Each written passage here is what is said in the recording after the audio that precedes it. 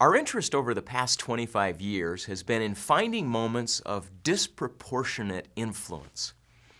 In other words, we wondered whether in the course of getting things done in organizations, there are recurring moments where someone's choices have above average influence on many kinds of results that follow. For example, we looked at the dismal success rate of mission-critical projects and programs in organizations and wondered, are there a handful of crucial moments when people's actions drive these projects and programs towards success or failure? It's puzzling that close to 90% of cross-functional projects come in over budget, overdue, and underperforming. Most organizations realize they need to be far better at executing on projects, and they try to solve the problem in traditional ways.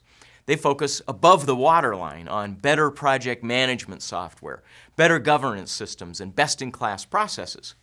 Those are all good things to implement, but we wondered if there might be things going on below the waterline that could rip the hull out of a project in motion. Specifically, if there are behaviors that happen along the life cycle of a project that profoundly affect its odds of success or failure. Now, let me invite you into our research. I was talking one day with a team involved in a mission-critical project. They were located in Florida, not far from Cape Canaveral.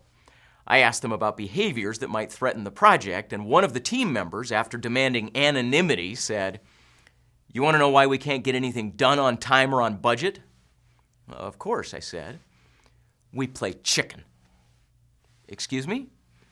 "Yes, we play chicken."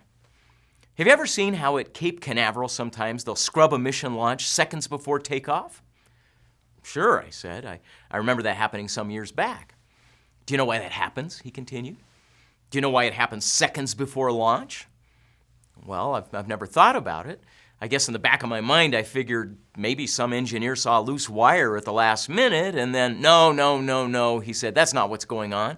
Often these problems are known weeks ahead of time. But the team or the contractor who admits their system is the reason for the delay gets punished. So when you have these mission reviews and you go around the table and ask everyone how it's going, everyone looks at others and tries to see if they'll flinch first. If a colleague is perspiring a lot, for example, or if you've noticed someone's car in the parking lot every night when you leave, you start thinking, I don't have to admit I've got problems because their team will be asking for a delay anyway.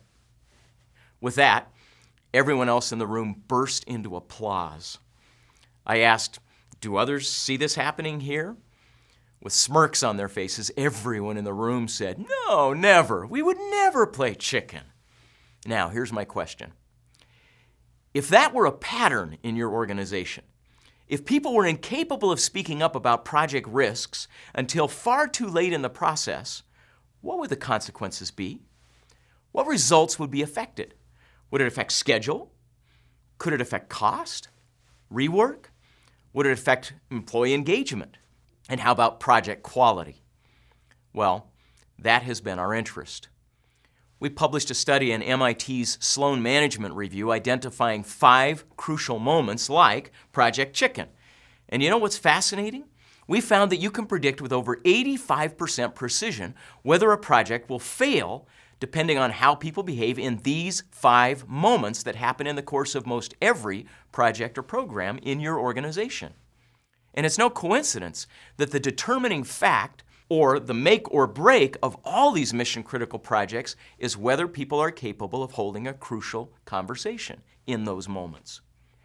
When people are capable of speaking up during 5 crucial moments, the odds of project success go up 50 to 80%. That's why we began paying so much attention to crucial conversations.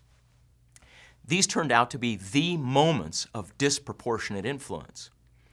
In organizations where leaders invest in influencing how people act during these moments, results are dramatically improved. In organizations where they don't, problems persist.